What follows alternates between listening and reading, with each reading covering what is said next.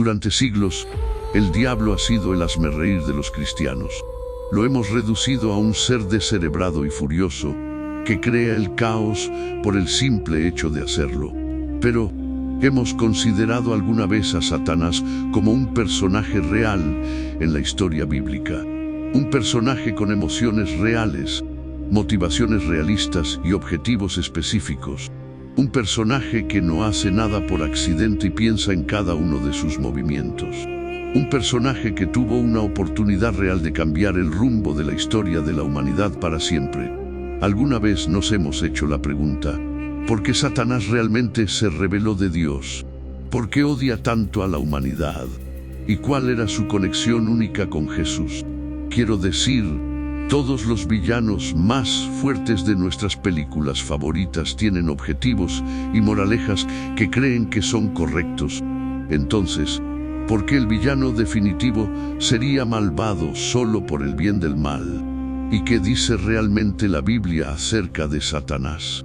A lo largo de toda la Biblia, encontramos destellos de fragmentos de la personalidad de Satanás que insinúan una motivación más compleja. Al juntar todas las piezas, obtenemos respuestas convincentes a estas preguntas difíciles, revelando un personaje con objetivos mucho más comprensibles.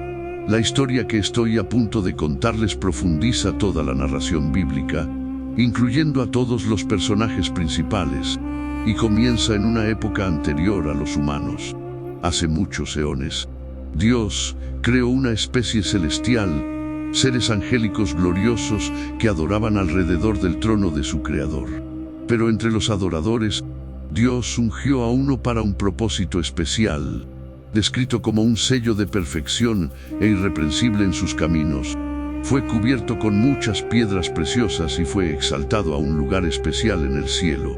Dios mismo escogió a este ángel para que fuera un querubín guardián, una estrella de la mañana que brillaba, resplandeciente en todo su esplendor en la plena presencia de Dios.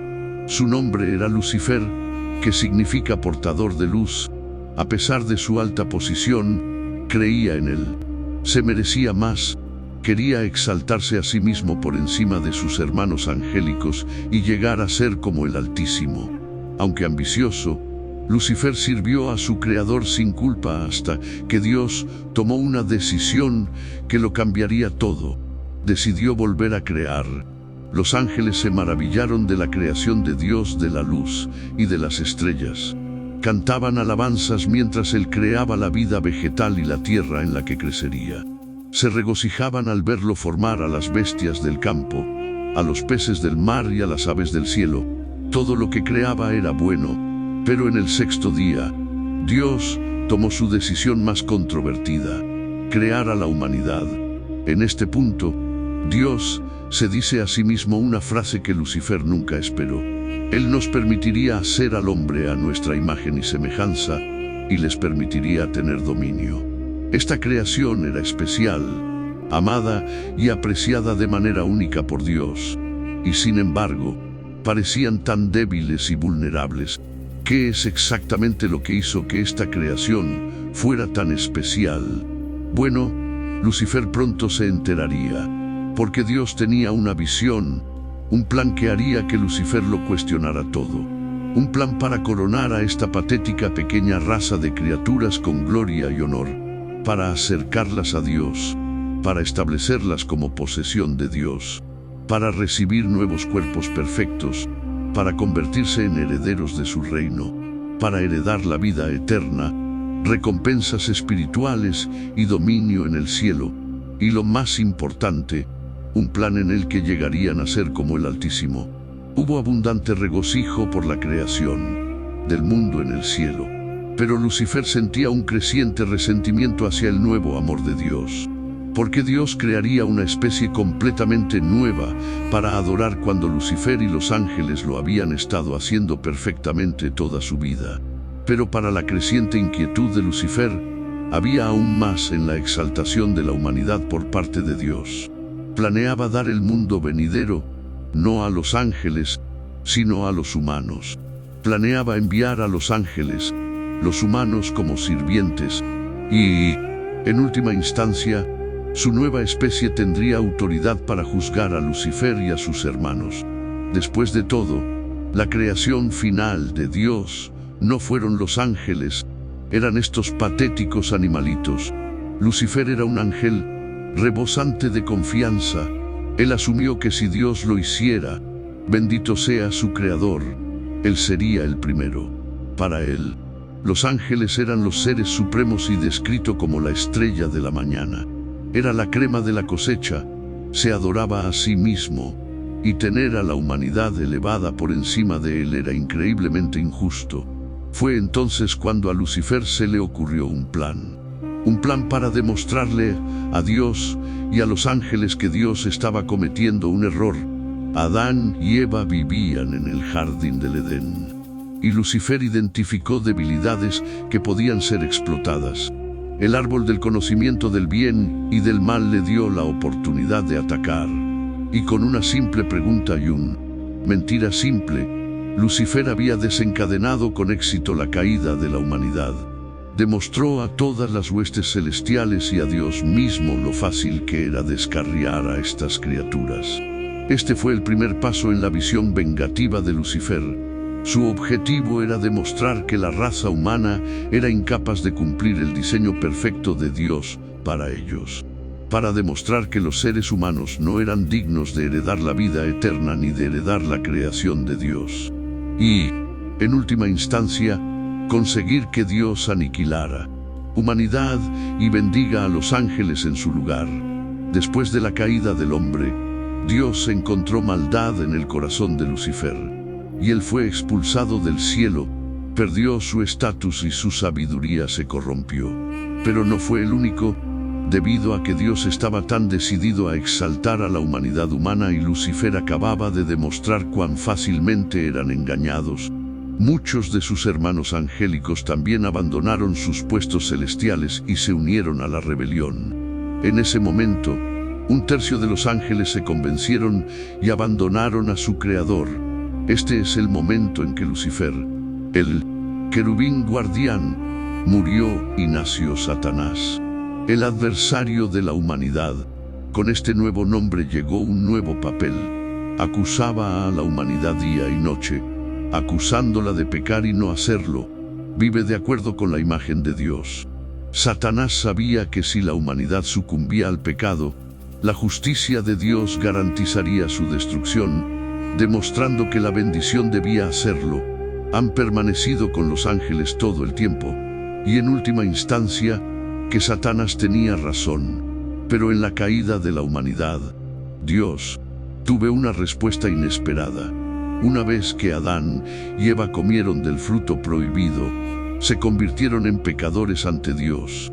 Se avergonzaron de su desnudez y decidieron huir y esconderse. Pero en lugar de destruirlos por su traición, Dios los buscó, creó ropa para cubrirlos y realizó el primer sacrificio.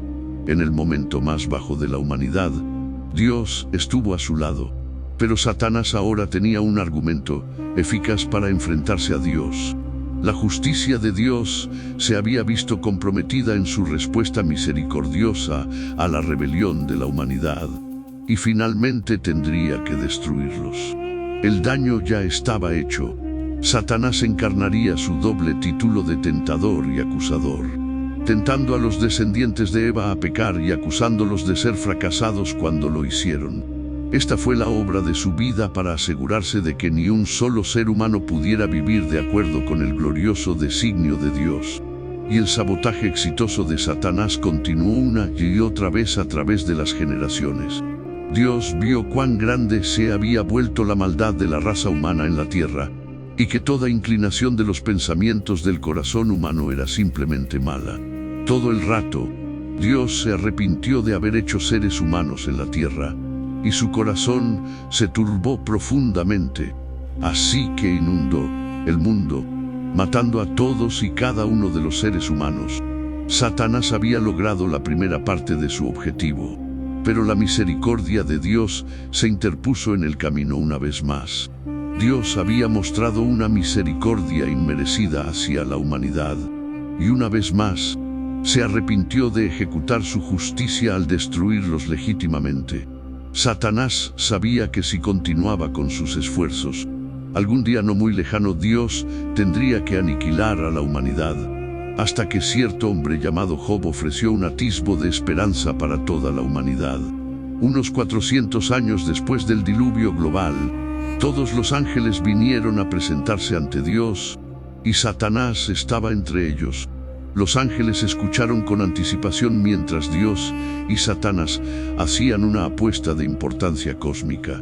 Antes de esta conversación, Satanás vagaba por la tierra, tentando a los descendientes de Eva a pecar y acusándolos de ser fracasados. Pero surgió un hombre a quien Satanás parecía estar ignorando.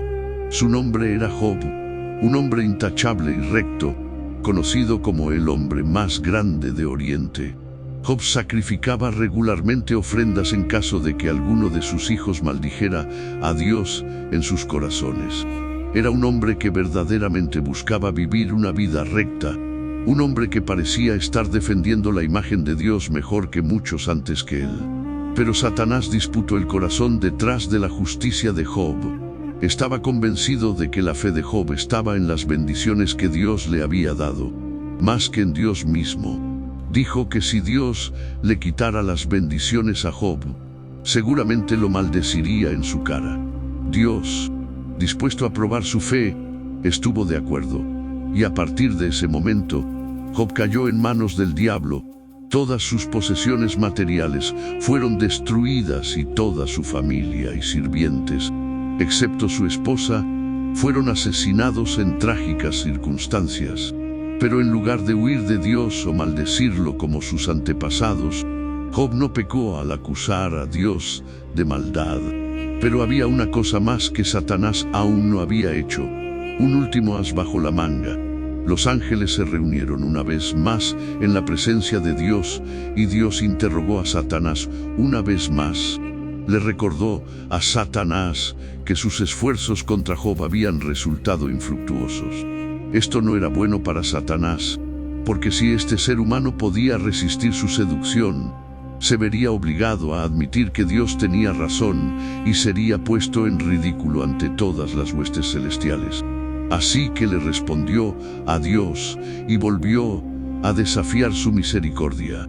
Golpea su carne y sus huesos, dijo. Seguramente entonces te maldecirá en tu cara.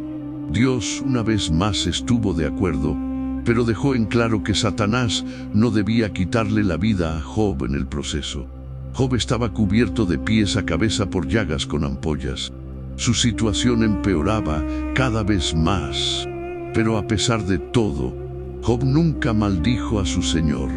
Por primera vez en la historia de la humanidad, una de las acusaciones de Satanás fracasó.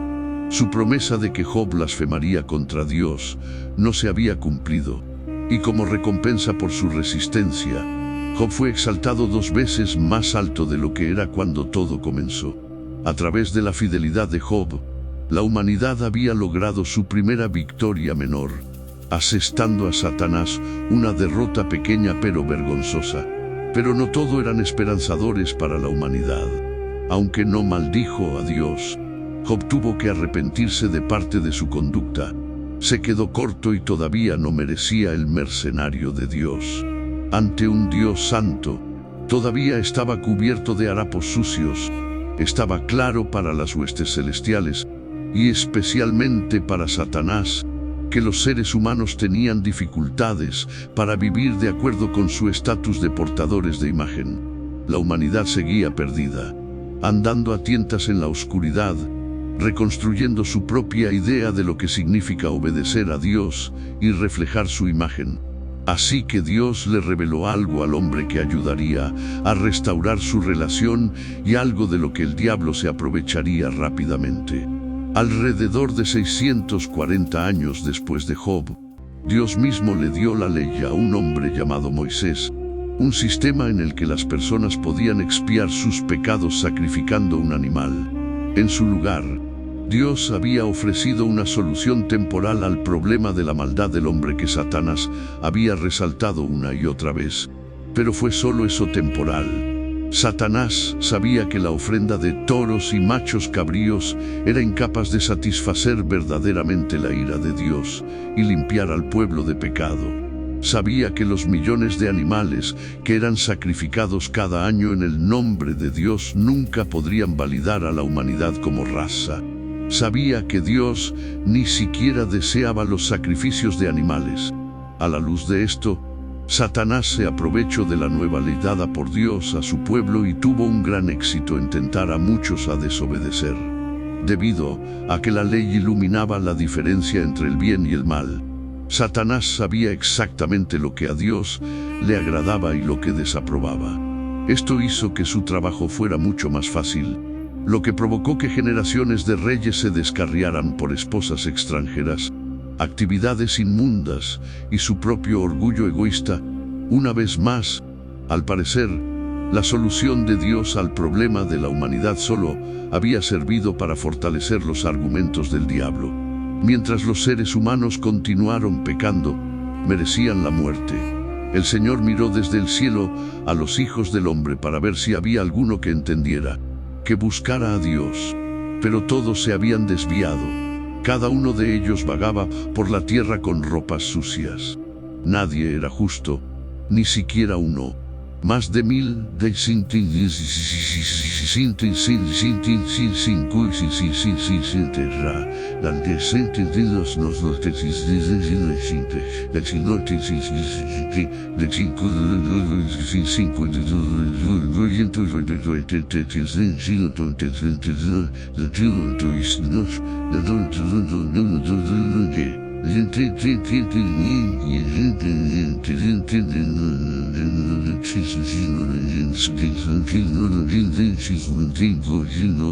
Un profeta llamado Zacarías vio algo increíblemente interesante.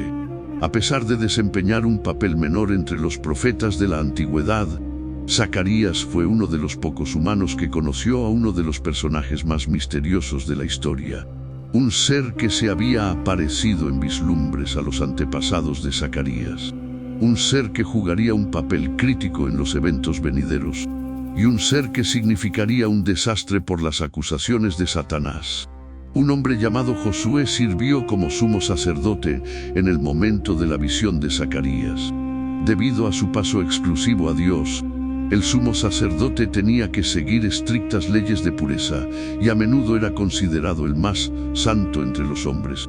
Sin embargo, la visión de Zacarías se abrió con Josué de pie frente a sus hombres y el ser vestido con harapos sucios. Satanás apareció y comenzó a acusar a Josué ante Dios y el ser. Este es el más grande de ellos. Incluso el más santo de los seres humanos está cubierto de inmundicia y lodo. ¿Qué posibilidades tienen en la presencia de Dios? ¿Por qué no los destruyes ya? Dios ya había escuchado suficiente. El ser antes de Josué reprendió al diablo y lo silenció. Entonces se volvió hacia Josué y dijo a los que estaban allí: quítenle las ropas sucias. Satanás escuchó con total incredulidad mientras el ser le decía las siguientes palabras a Josué: he quitado tu pecado y te pondré vestidos finos. Pero no puede ser así. Él no ha hecho nada para merecer ser purificado. En todo caso, debería ser destruido. Pero el ser, haciendo caso omiso de las acusaciones de Satanás, les dijo: vosotros sois hombres, símbolos de lo que está por venir. El Señor Todopoderoso dice: quitaré el pecado de esta tierra en un solo día. Satanás escuchó, desconcertado por la promesa que se había dicho, una promesa que borraría todo su trabajo incansable, todas sus acusaciones y toda su autoridad en un solo día. Pero, ¿cómo es esto posible? ¿Y quién es este ser que dice estas cosas? El ser que le habló a Josué era conocido como el ángel del Señor. Durante los siguientes 500 años después de la visión de Zacarías, Dios pareció pasar a un segundo plano. A los ojos de Satanás, parecía que Dios se había quedado sin ideas. Para redimir a la humanidad, había implementado el sacrificio de animales. Él había instituido una ley para hacer al hombre limpio. Incluso purgó a un gran número de ellos y comenzó de nuevo. Pero ninguna de estas soluciones pudo redimir a la humanidad. De acuerdo con la justicia de Dios, la humanidad debería haber sido completamente exterminada hace eones. Pero según la misericordia de Dios, la humanidad continuó viviendo y multiplicándose en su estado pecaminoso. Muy pronto, Dios tendría que decidir. No podía reclamar justicia y misericordia a la vez. Tendría que elegir uno. Mientras disfrutaba de un periodo de victoria, Satanás no pudo evitar sentirse ansioso. La visión de Zacarías lo obsesionaba. El ser prometió borrar el pecado de toda la tierra en un solo día. ¿Podría ser realmente posible?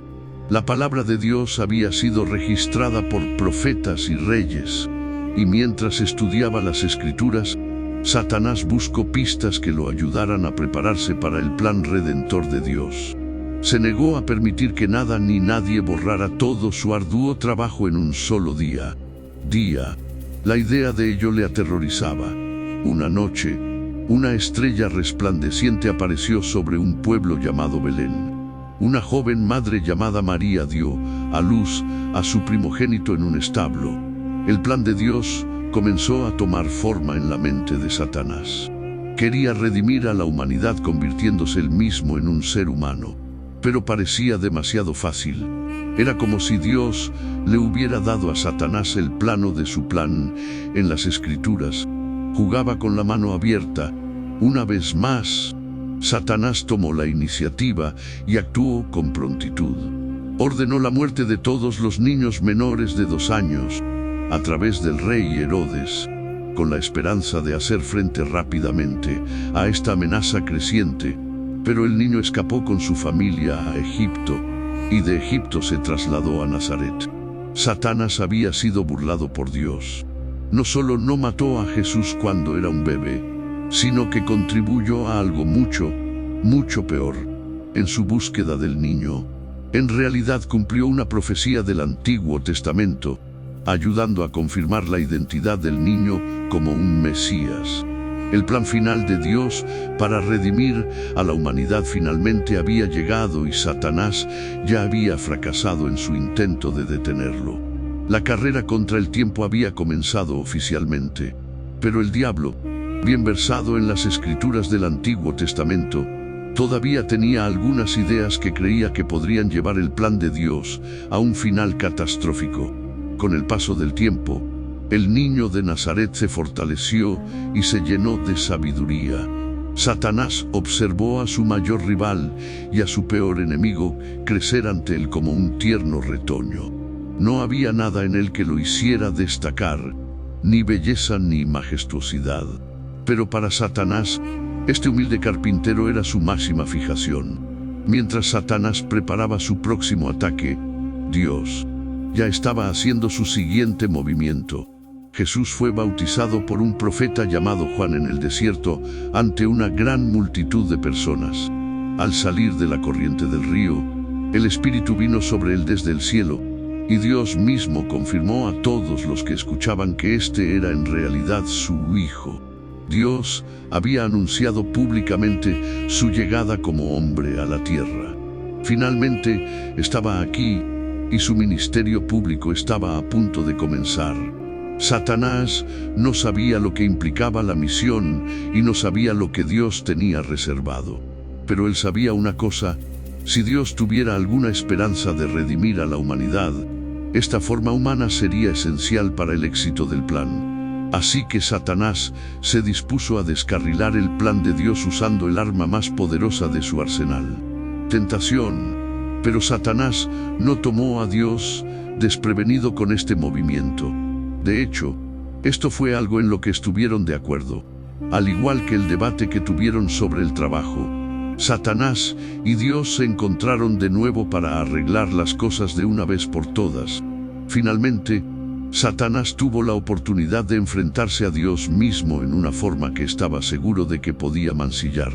Así que Dios llevó a Jesús al desierto por el Espíritu, y allí se encontró con el acusador para un enfrentamiento que lo cambiaría todo.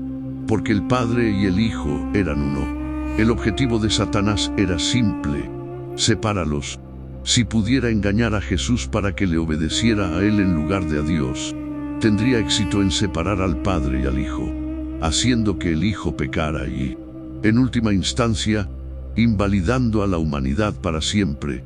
Pensó que si Dios en forma humana no podía permanecer sin pecado, entonces la última esperanza para la humanidad se extinguiría. Pero necesitaba algo a lo que apostar, algo que Jesús realmente consideraría hacer. En su primera tentación, Satanás desafió a Jesús a convertir las piedras en pan. Una prueba sencilla pero poderosa, teniendo en cuenta que Jesús acababa de pasar 40 días sin comer. El diablo enfocó la lujuria de su carne. Siendo completamente hombre, Satanás sabía que Jesús estaba desesperado por comer, al igual que cualquier otro hombre en esa condición. Pero a pesar de su hambre furiosa, respondió al diablo con las escrituras sobre la providencia de Dios. Pero la siguiente tentación de Satanás fue más astuta que la última. Esta vez, llevó a Jesús al punto más alto del templo y lo desafió a saltar, citando una promesa de Dios de que el Mesías no sufriría daño por una caída. Satanás empleó una táctica de los días del Edén en la que engañaría a su objetivo haciéndole creer que Dios podría no ser tan confiable. Si Jesús saltara, demostraría que la relación entre ellos no era de completa confianza, pero Jesús respondió al diablo con su propia escritura: no pongas a prueba al Señor tu Dios. Satanás había sufrido 2 derrotas hasta el momento, así que para su última tentación, no tuvo más remedio que apostar todo lo que tenía a su disposición.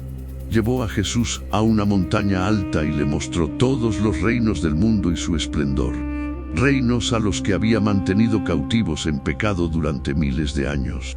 Un mundo bajo su control, un mundo que era suyo para ofrecer a cambio. Se le pidió al Hijo de Dios que se inclinara y adorara al diablo a cambio. Jesús hizo una pausa. Sabía que algún día todos los reinos del mundo serían suyos, que sería hecho rey sobre todos ellos. Él no tenía ninguna duda de la promesa de Dios de eso, pero reflexionó sobre lo que se necesitaría para llegar allí.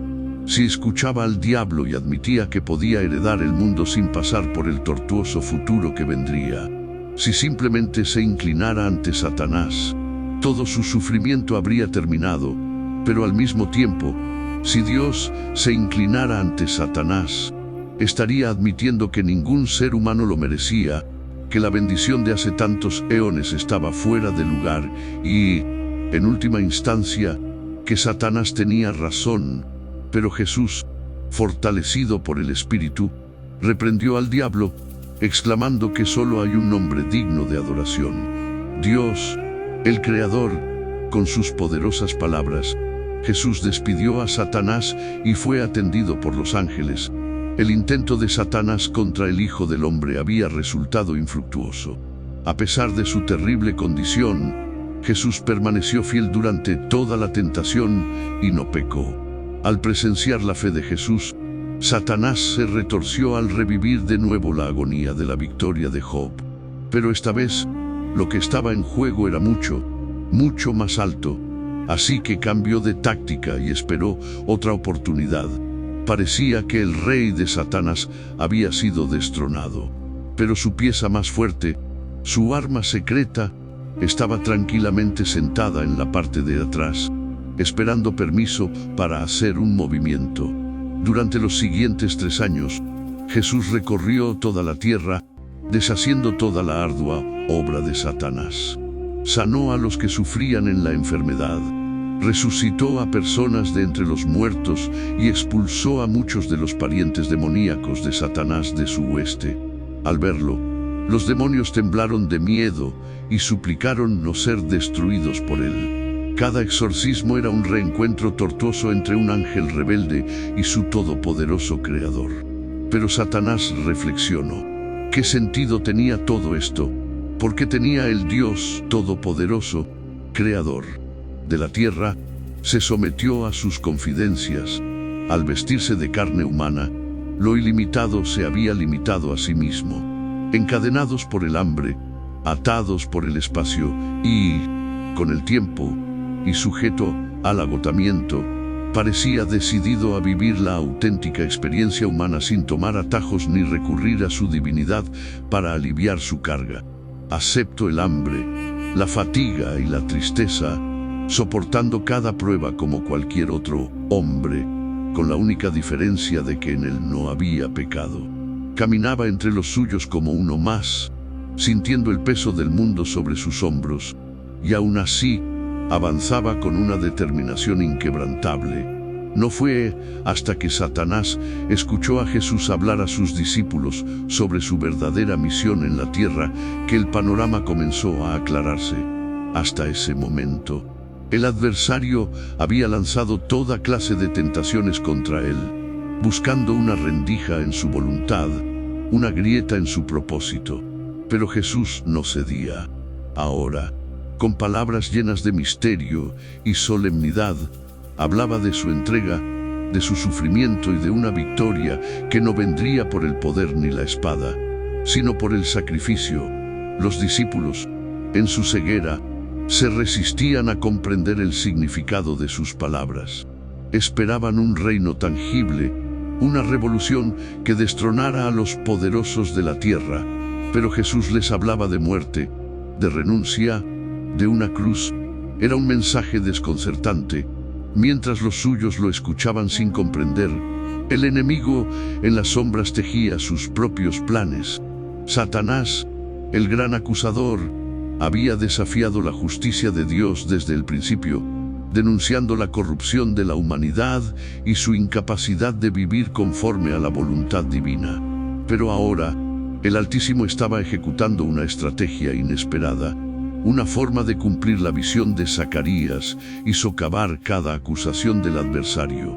Sin embargo, el secreto de su plan no residía en una nación elegida ni en la supremacía de un pueblo, como muchos creían. Su propósito estaba centrado en un solo hombre, en una sola vida y en un solo sacrificio, en la fragilidad humana, donde todos habían fallado. Dios demostraría que era posible vivir sin tacha, sin sucumbir al pecado. No se trataba de un profeta más, ni de un juez levantado para guiar a su pueblo. Era el hombre perfecto, aquel que encarnaba la esencia misma de la santidad. Jesús no solo predicó la justicia, sino que la vivió en su totalidad, en cada acto, en cada palabra, en cada pensamiento. Era la perfección hecha carne, el modelo divino de lo que debía ser la humanidad. Y sin embargo, su destino no era reinar con gloria en esta tierra. Su destino era ser el Cordero, aquel que viviría sin mancha, solo para ser inmolado en el altar del sacrificio supremo. Desde el principio de los tiempos, el pecado había exigido sangre, y ahora, la sangre del justo sellaría un nuevo pacto. Con su vida entregada, redimiría lo irredimible y abriría un camino que jamás podría ser bloqueado. Mientras los hombres discutían, mientras los discípulos se confundían y mientras Satanás tejía su última jugada, Jesús avanzaba firme hacia su destino, hacia la cruz, hacia la mayor demostración de amor jamás concebida. Un sacrificio sin pecado para poner fin a todos los sacrificios. Satanás se dio cuenta de que si Jesús de alguna manera lograba llevar a cabo esta misión con éxito, la humanidad sería redimida permanentemente, liberada de sus acusaciones y digna de recibir las bendiciones que Dios le había negado a Satanás en el principio. La justicia de Dios finalmente se satisfaría en el asesinato de su Hijo, permitiendo que su misericordia abundara libremente sobre aquellos miserables que no lo merecían. Satanás tuvo que moverse y ayunar. Así que habló con Dios por última vez. ¿Habéis considerado a mi Hijo Jesús? No hay nadie en la tierra como Él. Es intachable y recto. ¿No lo has protegido todos estos años, desde su nacimiento, pasando por su infancia y incluso durante su ministerio? Has puesto un muro de seguridad a su alrededor. Quita tu mano de protección y vamos. A ver si puede soportar lo que está por venir. Al igual que todos los humanos antes que él, al final te decepcionará. Muy bien, respondió Dios. La apuesta estaba en marcha de nuevo. pero con una gran diferencia. Esta vez el destino de toda la humanidad pendía de un hilo. Dios mostraría ante todos los poderes y principados que los seres humanos merecían su bendición. O Satanás probaría ante todos Las huestes celestiales contemplaban con reverencia y asombro lo que estaba ocurriendo en la tierra. No había sido una elección al azar ni un capricho divino. Solo aquel que verdaderamente mereciera tal honor podría sostener el peso de la redención. Pero ahora, el destino del mundo pendía de un hilo. Nunca antes se había librado una batalla tan crítica.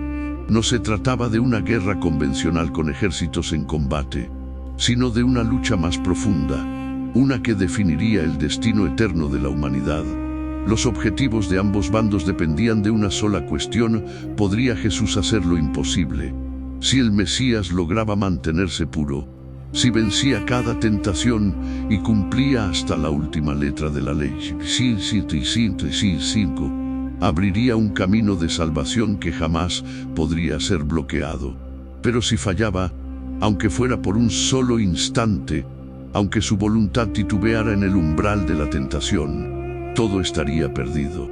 El diablo, el eterno acusador, lo entendió a la perfección y urdió un plan. Si lograba hacer que el Mesías tropezara, aunque fuera en el más mínimo pecado, su sacrificio quedaría invalidado. Sin la perfección absoluta, la redención no sería posible y la humanidad quedaría atrapada para siempre en su condenación. No habría más esperanza, no habría otra vía de escape. Y si Dios, hecho hombre, no podía demostrar que era digno de la bendición, entonces ¿qué esperanza quedaba para esas frágiles criaturas de carne y hueso? El príncipe de las tinieblas veía en esto su oportunidad final. Si lograba quebrantar a Jesús, no solo destruiría la obra de redención, sino que también reclamaría su propia restauración. La caída que había sufrido en los tiempos antiguos, la pérdida de su lugar entre los ángeles de Dios, podría revertirse. En su mente, la lógica era clara: si el mismo Dios encarnado no lograba cumplir con los estándares de su propia justicia, entonces toda la creación quedaría en deuda con él. Satanás vería restaurado su estatus, su poder y su gloria, pero algo cambió en el transcurso de los acontecimientos. A medida que Jesús avanzaba en su misión, con cada milagro, con cada palabra de verdad que desarmaba las mentiras del enemigo, con cada acto de compasión que restauraba la dignidad de los caídos, Satanás comenzó a comprender una verdad inquietante: la cruz era inevitable. El plan divino se desplegaba ante sus ojos, y aunque había intentado desviarlo, pervertirlo o incluso detenerlo, cada intento solo lo acercaba más a su desenlace. Jesús estaba decidido. El sacrificio que había sido anunciado desde el principio de los tiempos se aproximaba inexorablemente. Los ángeles observaban en silencio, los demonios se agitaban con desesperación, y el mundo seguía su curso, inconsciente de la trascendencia del momento. La cruz se alzaba en el horizonte como el punto culminante de la historia, donde todo se decidiría. Para Satanás, la batalla no estaba perdida aún, pero por primera vez sintió la sombra del fracaso acechando. Así que, en lugar de evitar el destino que se perfilaba ante él, Satanás decidió aprovecharlo, transformándolo en su última y más despiadada oportunidad para sabotear a Jesús ante Dios. No podía permitir que el plan de redención siguiera su curso sin oponer resistencia, no cuando aún le quedaban recursos y artimañas a su disposición. Si no podía destruir a Jesús, al menos podía corromperlo. Satanás ideó una estrategia meticulosa, tejiendo una red de engaños, manipulación y desesperación. No pelearía solo, emplearía cada ser humano que pudiera influenciar, cada corazón debilitado por la duda, cada mente susceptible a la corrupción. Mientras Dios confiaba en un solo hombre, Satanás tenía un ejército de traidores, burladores, incrédulos y cobardes, hombres y mujeres que, con un empujón en la dirección correcta, servirían a su propósito sin siquiera saberlo. Pero el tiempo jugaba en su contra. Tenía que hacer pecar a Jesús antes de que escapara a la tumba, antes de que su sangre fuera derramada en inocencia y sellara la esperanza de la humanidad para siempre. Si lograba manchar su pureza con el más mínimo pecado, todo se derrumbaría. La promesa de redención quedaría invalidada y la humanidad quedaría atrapada en su condenación eterna. El sacrificio tenía que ser impuro. Sin embargo, Satanás no subestimaba a su adversario. Ya lo había enfrentado antes. En el desierto, Jesús había resistido cada tentación con una firmeza inquebrantable, rechazando el poder, la gloria y la satisfacción inmediata en favor de la obediencia absoluta. Había visto la determinación en sus ojos, la fuerza en su espíritu. No sería fácil quebrarlo, así que esta vez no atacaría de frente. Esta vez lo haría desde todos los ángulos. No bastaría contentarlo con el placer o el poder. Tenía que quebrantarlo, tenía que sumergirlo en un dolor tan insoportable que incluso el hombre más santo se desesperara. Humillarlo hasta el punto de hacerle cuestionar su propósito. Torturarlo hasta que su resistencia se desmoronara. Despojarlo de toda comodidad, de todo apoyo, de toda esperanza. Aislarlo hasta que su única compañía fueran el miedo y el sufrimiento. Satanás llenó el camino de Jesús con traiciones y negaciones, con burlas y golpes, con el peso de una cruz que no merecía. Cada azote, cada espina, cada clavo era una invitación a la desesperación, una oportunidad para la duda, una posibilidad de rebelión. Pero a medida que la sangre corría por su cuerpo destrozado, mientras los cielos se oscurecían y el peso de la humanidad entera caía sobre él, Jesús permaneció inquebrantable. Satanás había apostado todo a que lo haría caer, a que el sufrimiento superaría su amor, a que la desesperación superaría su propósito. Pero la cruz no lo destruyó. La cruz lo consumó mientras compartía su última comida con los suyos. Amados discípulos, Satanás entró en uno de los compañeros de Jesús para entregar a Jesús a los principales sacerdotes. Pero antes de que sucediera, Jesús anunció esta traición en la mesa. Parecía preparado, pero Satanás no se desconcertaría porque la tortura no había hecho más que empezar. En el huerto de Getsemaní, Cristo estaba abrumado por la emoción, sabiendo que acababa de ser entregado al diablo. Le rogó a Dios que encontrara otra forma de redimir a la humanidad, pero en el fondo sabía que era la pieza final, el Rey de Reyes. El futuro de la humanidad se determinaría en las próximas 15 horas, y descansaba únicamente sobre los hombros de Jesús, y con un simple beso, Satanás desencadenó la tentación final de Jesús. Durante las siguientes 15 horas estaría sujeto a un nivel de sufrimiento nunca antes experimentado por el hombre. Agonía insondable, a nivel físico, emocional y espiritual. Estos acontecimientos se conocerían más tarde como la pasión de Cristo. Cristo fue arrestado y llevado a un juicio ilegal. Sus discípulos se dispersaron por miedo y su mejor amigo lo negó 3 veces. Después de una prueba corrupta que involucró falsos testigos y muchos engaños, Jesús fue declarado culpable y sentenciado a la crucifixión. Fue azotado y azotado, burlado y despreciado.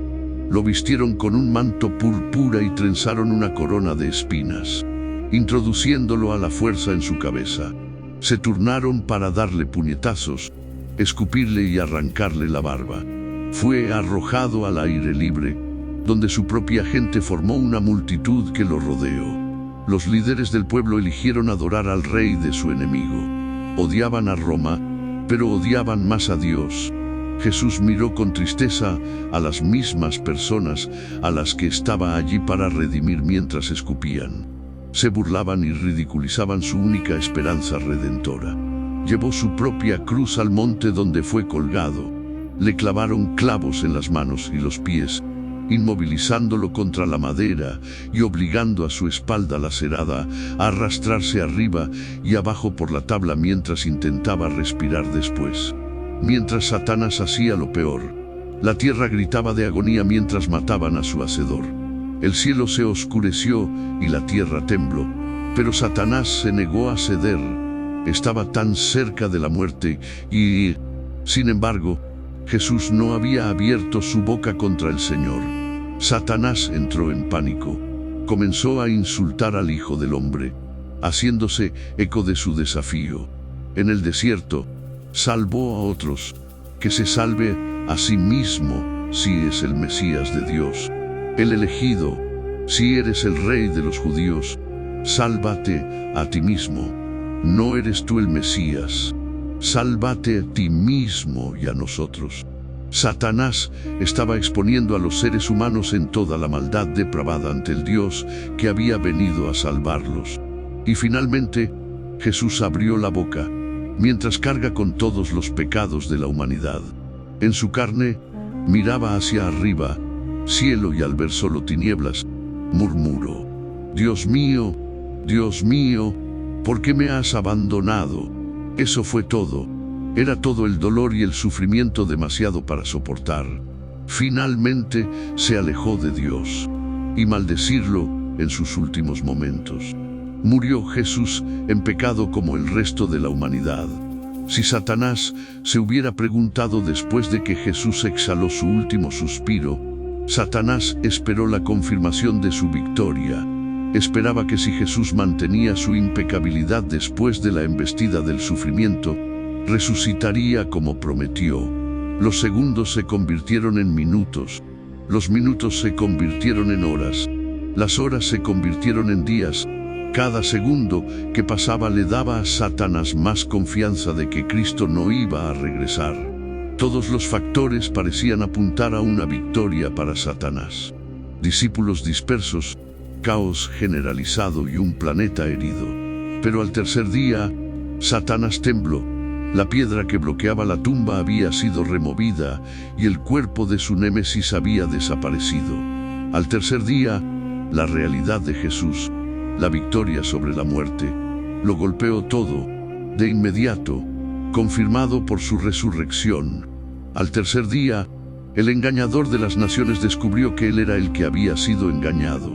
Había sido desplegado por el Padre para llevar a su Hijo a través de las torturas que redimirían a la humanidad, asegurándose de que cada profecía lo fuera. Se cumplió y se cumplieron todas las condiciones para otorgar a la humanidad la gloria que nunca mereció. Un profundo resentimiento burbujeaba dentro de Satanás. Un odio desconocido para los hombres mortales. Un odio que se había estado gestando durante eones, a punto de estallar en una indignación sin precedentes. Jesús se había cargado con los pecados de cada ser humano, llevándolos a su propio cuerpo sin pecado y quitándolos a través de su muerte y resurrección. Por primera vez en la historia, la humanidad era digna de recibir las bendiciones que se le habían prometido. Y lo más importante, la humanidad fue liberada permanentemente de las poderosas acusaciones de Satanás. Satanás ya no tenía la plataforma para acusar al hombre ante Dios. En lo que concierne a Dios, Satanás no tenía evidencia de que un creyente redimido mereciera juicio, pero Satanás, buscando desesperadamente un resquicio, rápidamente identificó algo para explotar. Bajo este nuevo pacto de gracia, todo aquel que creyera en el Hijo tendría vida eterna, pero quien no lo hiciera, perecería de todos modos. Satanás se dio cuenta de que aunque Cristo ofreció el don de la gracia a todos los pecadores, no todos los pecadores aceptarían ese regalo. Y si un pecador eligiera permanecer en su pecado, estaría escupiendo el rostro de su Creador que todo lo ama y elige su propia condenación. Este era un resultado que Satanás deseaba desesperadamente. Y con el rápido crecimiento del cristianismo, al hacerse cargo, Satanás tuvo que actuar rápidamente. Así que comenzó a merodear, recorriendo el tierra por debilidad y a depredarlos. Abandonó el nombre de acusador, porque ese poder había sido vencido, y adoptó el nuevo título de devorador. Satanás tuvo cierto éxito en engañar y devorar a muchos durante los siglos siguientes, Pero los que creían en Jesús parecían tener otros planes. Comenzaron a reunirse para momentos de adoración y aliento. Lo llamaron iglesia y empezaron a llamarse cristianos. Satanás identificó a esta comunión como una amenaza. Aunque la iglesia primitiva era poderosa al negar sus intentos de infiltrarse, su resistencia flaqueó a medida que pasaba el tiempo. Satanás se aseguró un punto de apoyo bastante influyente en muchas congregaciones, engañando a las personas y atrayéndolas de vuelta al oscuro mundo del pecado y la muerte. Pero descubrió que siempre los había, algunos que se le resistieron. Era como si hubieran sido protegidos por Dios mismo de los ataques de Satanás. Estos nuevos santos parecían estar equipados con alguna armadura especial que les otorga inmunidad a las intrusiones del diablo. El grupo se llamaba Los Elegidos, y Satanás se dio cuenta de que era impotente contra ellos. Su férrea defensa frustró a Satanás hasta el infinito. El dominio de Satanás sobre las personas ahora era desafiado por estos focos de resistencia. Se le concedió inmunidad por el sacrificio de Jesús, un sacrificio que Satanás permitió parcialmente. Necesitaba algo más grande. Era obvio que su fuerza provenía del poder de Jesús, de modo que Satanás adaptó sus planes en consecuencia. Pero, ¿cómo podría lidiar con ello? El Salvador resucitado en forma ascendida, respaldado por el Padre y el Espíritu. Eran 3 contra 1, coordinando a la humanidad. Entrar a una fuerza contra ellos era un paso importante e insultante, pero ese ejército por sí solo no tendría ninguna posibilidad contra la Santísima Trinidad. Satanás necesitaba una Trinidad propia. Satanás continuó obrando mal entre la humanidad, preparándola para el día de la batalla contra su Señor y Salvador. Cuando llegó el momento y las piezas cayeron en su lugar, Satanás se paró a la orilla del mar, anticipando el clímax de su plan para llegar. Una poderosa bestia irrumpió en las tranquilas aguas. Ostentaba 7 cabezas con 10 cuernos intimidantes. Una de las cabezas tenía una herida mortal que había sido curada. La herida era una burla de las heridas dejadas en el cuerpo de Cristo por la cruz. Y así la bestia se unió a Satanás. Su ejército contra Dios. Satanás le concedió a la bestia autoridad sobre la suya. Reino en la tierra, esperando que la bestia lo hiciera. Usa su carisma omnipresente y su encanto engañoso para alejar incluso a los elegidos de Jesús. Si los elegidos pudieran ser descarriados, Satanás podría aplastar los focos de resistencia con su imperio de tinieblas y movilizar efectivamente a toda la humanidad contra su creador. La bestia era conocida como el hombre de iniquidad, hijo de destrucción, y se le dio el título de Anticristo. El Anticristo, respaldado por Satanás, vio muy bien éxito en engañar a la raza humana. La gran bestia recibió adoración de la esclavizado y Satanás también. El diablo había acechado en las sombras hasta ahora, atrayendo engañosamente a la gente para que lo siguiera abiertamente. Ser adorado a escala mundial era una sensación desconocida a la que sin duda podría acostumbrarse. El orgullo de Satanás fue drenado por Cristo, pero fue recargado por la adoración que recibió, que debería haber sido de Dios. Pero la Trinidad impía de Satanás aún no estaba completa. Todavía estaba a la espera de su último miembro. La tierra se abrió de par en par cuando emergió una segunda bestia. Esta bestia tenía 2 grandes cuernos y hablaba como un dragón. Completando el trío, la tercera bestia adoptó un papel especial. La autoridad de la primera bestia era compartida con la segunda, reforzada por las señales y prodigios que realizaba. Al igual que el profeta Elías, llamó al fuego del cielo a la vista de la humanidad. La segunda bestia dirigió todas las alabanzas a la imagen del Anticristo y marcó a cada ser humano cautivado por él con la marca de la bestia. A la segunda bestia se le dio el título de falso profeta. Satanás estaba en una posición ganadora. A medida que más elegidos fueron engañados para adorar a la bestia, su ejército creció. Su impía Trinidad estaba completa y estaba lista para un 3 contra 3. Por fin había llegado el momento de poner en práctica la estrategia de Satanás para el final del juego. La Trinidad impía abrió sus bocas y de cada uno de ellos salió un demoníaco, espíritu que parecía una rana. Salieron a toda la gente que actuaba, señalándolos y engañándolos para que se unan al ejército del diablo. Todos los reyes de la tierra estaban reunidos, guiados por la Trinidad de destrucción. El lugar donde se encontraron se llamaba Armagedón, y allí prepararon sus fuerzas para la llegada del antiguo oponente de Satanás. De repente, una ráfaga de luz blanca atravesó los cielos. De las nubes salió un hombre en un caballo blanco. Lo acompañaban miríadas de otros, jinetes que descienden de las puertas del cielo y reuniéndose en el cielo. El gran Rey de Reyes había regresado a la tierra, pero antes de iniciar la batalla, un solo ángel llamó la atención de todos. Separó al sol y llamó a las aves del cielo: reúnanse para la gran cena de Dios. Este grito de guerra resonó en ambas formaciones del ejército, encendiendo el ataque.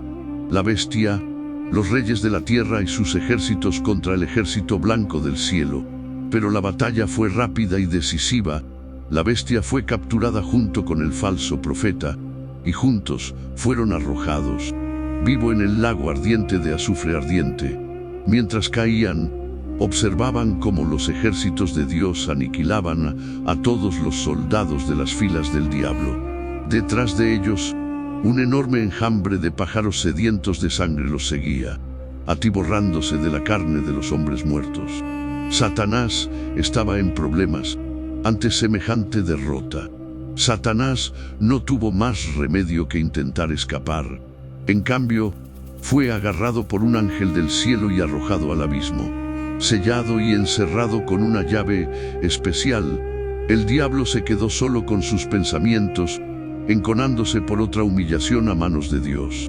Finalmente, fue encarcelado, dando a la humanidad la oportunidad de respirar sin su implacable acoso.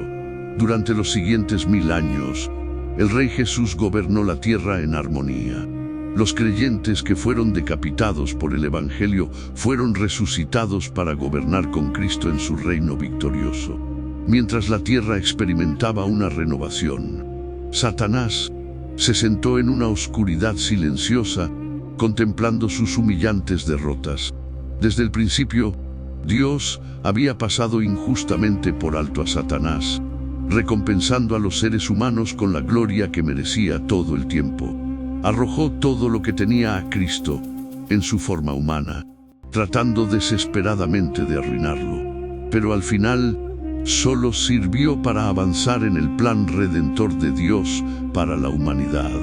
Lo último que deseaba, pensó, era formar una Trinidad impía que se opusiera a la deidad. Por fin saborearía la victoria. Pero la batalla parecía haber terminado incluso antes de que comenzara. Para reconciliar sus muchos fracasos, Satanás tuvo que tomar una decisión. Cedería al fin con esperanza que su archienemigo le mostraría misericordia, o lucharía hasta la muerte por su causa rebelde. Es posible que muchas emociones se hayan agitado en su interior en esos 1000 años, pero uno ascendió a la cima, lo conquistó todo y dominó cualquier rastro de moralidad que quedara en su ser. Con gruñido y crujir de dientes, Satanás, lluvia encarnada en estado puro. Después de que los 1000 años terminaron, el abismo se abrió y Satanás cargó de las profundidades en furia. Irrumpió sobre la faz de la tierra, probando sus tácticas más retorcidas y astutas para engañar a la gente por última vez. Recorrió los 4 rincones de la tierra y vio un poderoso éxito en reunir a las naciones. Echó un vistazo a su nuevo ejército. Eran tan numerosos como la arena en la orilla del mar. Sus líneas de batalla se extendían por todo el mundo. La tierra y su ejército rodearon el campamento de los hombres de Dios.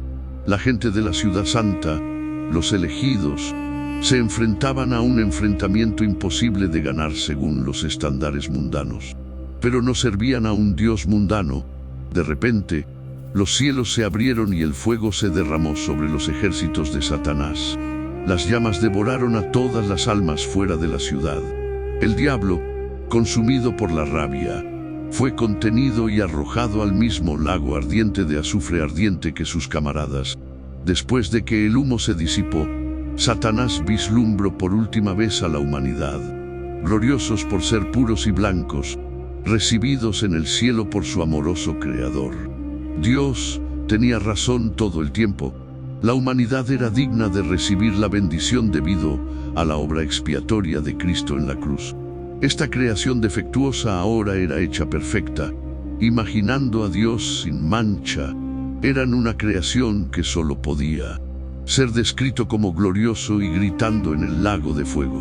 Satanás no podría estar más lejos de esa gloria. Chicos, muchas gracias por ver esta película. He puesto mucho de mi corazón en este proyecto y realmente espero que te haya ayudado a acercarte a Dios de una manera que no lo has hecho antes. Si estás disfrutando de lo que está sucediendo en el canal, por favor considera suscribirte y quédate porque habrá algunos proyectos realmente emocionantes en el futuro. Si te sientes guiado, también puedes apoyarnos financieramente mandando el video a un amigo. Eso sería inmensamente apreciado.